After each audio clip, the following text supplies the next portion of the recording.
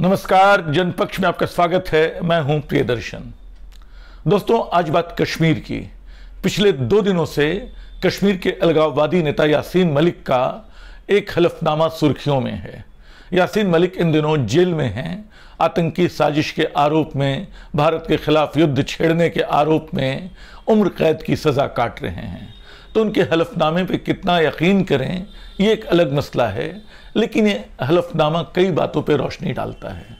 उन्होंने Delhi high court में हलफनामा दिया है और बताया है कि 1990 से 2006 तक तमाम सरकारों ने उनको कश्मीर की शांति वार्ता की प्रक्रिया में शामिल रखा, विदेश तक भेजने में मदद की। वो बाकायदा नाम गिनाते हैं, जिनमें चंद्रशेखर का नाम, वीपी सिंह का नाम, देवगौड़ा का नाम, गुजराल का नाम, अटल बिहारी वाजपेयी का नाम और मनमोहन सिंह तक का नाम है। उनका दावा है कि उनको बाकायदा जो वीज़ा मिला वो अटल बिहारी वाजपेयी और आडवाणी के समय मिला। उनको पासपोर्ट जो मिला वो उस समय मिला। और उन्होंने अमेरिका, ब्रिटेन, सऊदी अरब और पाकिस्तान की भी यात्रा की, लोकतांत्रिक संघर्ष की वकालत की और कहा कि इनसे ब्रजेश मिश्रा और आर.के. मिश्र से भी मुलाकात हुई। ये बात आज भास्कर में छपी एक रिपोर्ट के हवाले से कह रहा हूं, क्योंकि वो रिपोर्ट उस हलफनामे पे आधारित है जो यासीन मलिक ने अदालत में पेश किया है। जाहिर है कि जब ऐसा कोई बयान आता है तो दुर्भाग्य से हमारे यहाँ राजनीति बड़ी तेज सक्रिय हो जाती है और आरोप प्रत्यारोप के कीचड़ उछालने के खेल में लग जाती है। बीजेपी ने तुरंत मनमोहन सिंह पे आरोप लगाने शुरू किए, क्योंकि शुरुआत यहीं से हुई थी कि यासीन मलिक ने मनमोहन सिंह को थैंक यू बोला है, क्योंकि मनमोहन सिंह ने उनको हाफिज सईद से मिलने जाने को कहा था। 2006 में ऐसी मुलाकात का हवाला दिया जा रहा है।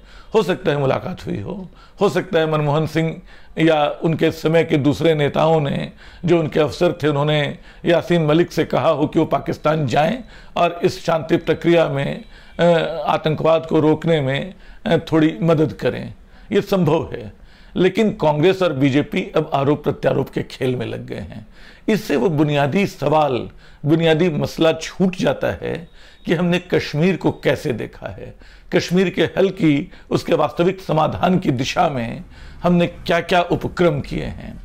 देखिए, मैं जब कश्मीर को लेकर, फिर मैं दोहराता हूं कि ऐसा विशेषज्ञ नहीं हूं मैं, लेकिन जो किताबें पढ़ी हैं और जो उनमें से मैंने चुना है, उसमें मैं ये पाता हूं कि भारतीय नेताओं ने, भारतीय राजनीतिक दलों ने, जिसमें कांग्रेस भी शामिल है और बाद के दौर में बीजेपी भी शामिल है, कश्मीर के अवाम के साथ लंबे समय तक छल किया, जोर जबरदस्ती की, और इसका फायदा उन लोगों ने उठाया जो अलगाव और आतंकवाद की दुकान चलाना चाहते हैं, दुकान चलाते रहे हैं।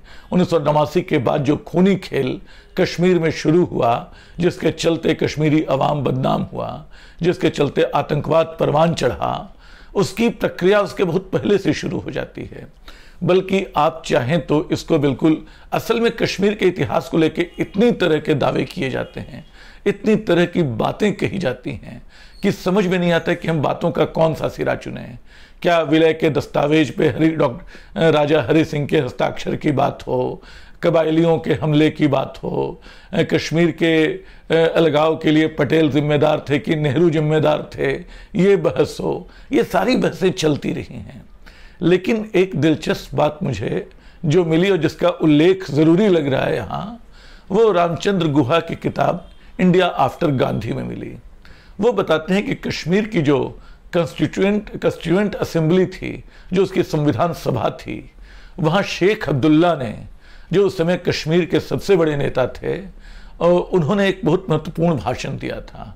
इस भाषण पे आने से पहले मैं थोड़ा याद दिला दूं कि शेख अब्दुल्ला समाजवादी विश्वासों के आदमी थे। वो ज़मींदारी सामंतवाद को ख़त्म करने की दिशा में उन्होंने कई कदम उठाए थे, जिससे ज़मींदार उनसे नाराज़ रहा करते थे। बल्कि कहते हैं, शायद उसी किताब में उल्लेख है, कि कश्मीर से कन्याकुमारी तक का नारा उन्होंने दिया था। और नेशनल कॉन्फ्रेंस के झंडे को आप देखें आज भी, तो कम्युनिस्ट झंडों से काफ़ी कुछ मिलता दिखेगा। तो शेख अब्दुल्ला ने उस भाषण में 3 बातें कही थी। एक तो कहा था कि जब भारत और पाकिस्तान के बीच कश्मीर के चुनाव का सवाल उठ रहा था कि कहाँ जाए, कि उन्होंने कहा 3 बातें। एक तो कहा कि देखो कश्मीर को आज़ाद रखा जा सकता है, लेकिन उसकी मुश्किलें ये हैं कि कश्मीर कई बड़े राज्यों से घिरा है, उसकी जो भू राजनीतिक स्थिति ऐसी है कि ये संभव नहीं होगा। दूसरा विकल्प ऐसा है कि हम पाकिस्तान में शामिल हो जाएं, लेकिन वहाँ के सामंत और ज़मींदार हम कश्मीरियों को जीने नहीं देंगे। उन्होंने कहा कि मुझे नेहरू पे भरोसा है, उसकी डेमोक्रेसी पे भरोसा है, अंततः हमें भारत में शामिल होना चाहिए। ये शेख अब्दुल्ला थे जो उन्होंने ये बात कही। लेकिन उसके बाद कश्मीर एक अनुच्छेद 370 के तहत भारत में शामिल हुआ, उसका अलग संविधान और उसके अलग प्रधान को रखा गया, जिसको लेकर तब के जनसंघ ने बाकायदा मुहिम चलाई कि एक विधान एक संविधान एक प्रधान नहीं चलेंगे। ये बात बड़ी अच्छी लगती है, प्यारी लगती है कि एक देश में कई संविधान न हो, कई प्रधानमंत्री न हो, लेकिन कश्मीर को जोड़ने के लिए जो व्यावहारिक पहल थी उसमें ये एक बड़ा कदम था। धीरे धीरे वो रेखा जो 370 ने खड़ी की थी मिटती जाती। लेकिन आने वाले वर्षों में हमने कश्मीर के साथ जो कुछ किया, बाद के वर्षों में कश्मीर को कभी राजनीतिक प्रक्रिया में शामिल होने का अवसर नहीं दिया। कश्मीर के कई नेताओं का भी इसमें दोष रहा। मैं उस इतिहास में फिर नहीं जाऊंगा। फिर मैं याद करता हूं सलमान रुश्दी को। 1978 के आसपास उनका उपन्यास आया था मिडनाइट चिल्ड्रन। उसकी शुरुआत कश्मीर से होती है। वो लिखते हैं कि कश्मीरी इतना कायर होता है कि उसके हाथ में एक बंदूक थमा दो तो वो उसको डर के दूसरों को सौंप देगा। इसी कश्मीरी को ठीक 10 साल बाद हमने बंदूक चलाते देखा, और ऐसी भयावह बंदूक चलाते देखा कि उसका एक रक्त रंजित इतिहास आज भी हमारे सामने है। कश्मीर इस तरह बदल क्यों गया? तीसरी बात, मैं संजय काक की फिल्म याद करना चाहता हूँ, जश्न आज़ादी। वो फिल्म जो है 3 घंटे 18 मिनट की फिल्म है। उस फिल्म में एक भी शॉट अलग से फिल्माया गया नहीं है। सारे के सारे एक लंबे अंतराल से कश्मीर में लिए गए हैं।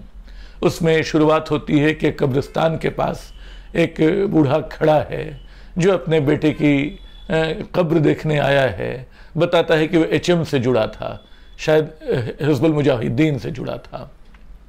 फिर धीरे धीरे वो फिल्म खुलती है। वो कश्मीर के लोगों के दुख का, उनके भीतर बन रही मन स्थिति का बयान करती है। वो धीरे धीरे एक मार्मिक फिल्म में बदलती जाती है। इसमें एक चीज़ और है, वो दिखाते हैं संजय काक कि भारतीय सेना भी मदद में लगी है।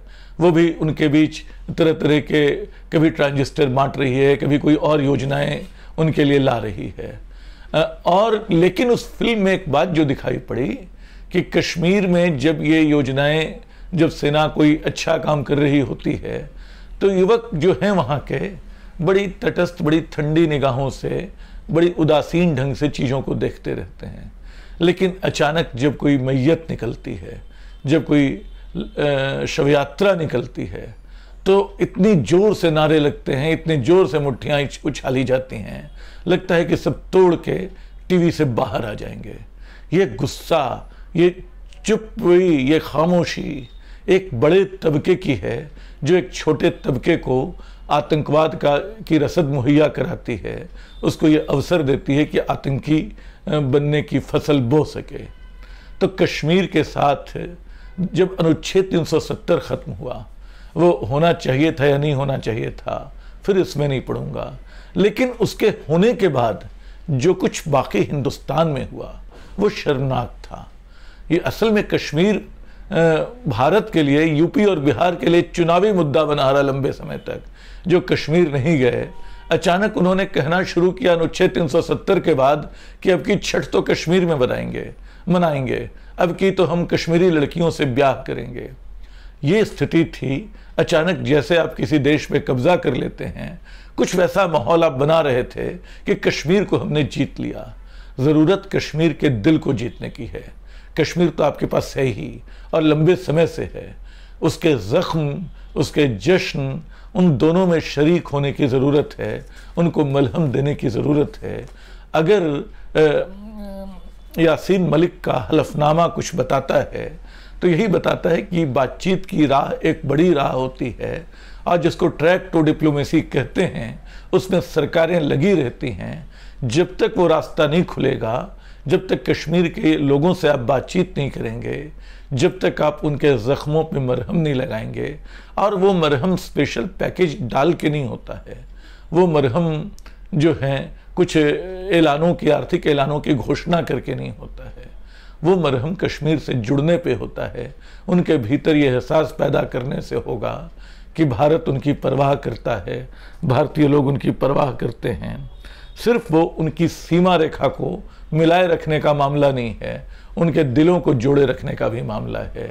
इस कश्मीर को समझना होगा, और तब यासीन मलिक या ऐसे लोगों की कोई हैसियत नहीं रह जाएगी। यासीन मलिक जो हैं वो, या तमाम दूसरे ऐसे अलगाववादी आतंकवादी नेता जो कश्मीर को, जिन्होंने पिछले कई वर्षों से कश्मीर की बर्बादी में अपना एक बहुत महत्वपूर्ण रोल अदा किया है, जिसके बारे में कहा जाता है कश्मीर के आतंकवाद से भी बहुत कमाई होती है लोगों की, आतंकवाद भी एक आर्थिक कारोबार का, एक मुनाफे का मामला बन गया है। ये सारा कारोबार तब बंद होगा जब हम आवाम को ये भरोसा दिला पाएंगे, जब हम लोगों को ये यकीन दिला पाएंगे कि हम उनके साथ हैं, वो हमारे साथ हैं। कश्मीर का दर्द हमारा दर्द है, कश्मीर का ज़ख्म हमारा ज़ख्म है, और इसका एक इलाज, इसका एक हल होना चाहिए। लेकिन वो राजनीतिक बहसों में, राजनीतिक आरोप प्रत्यारोप में नहीं होगा। इसका ख्याल सबको रखना होगा। शुक्रिया।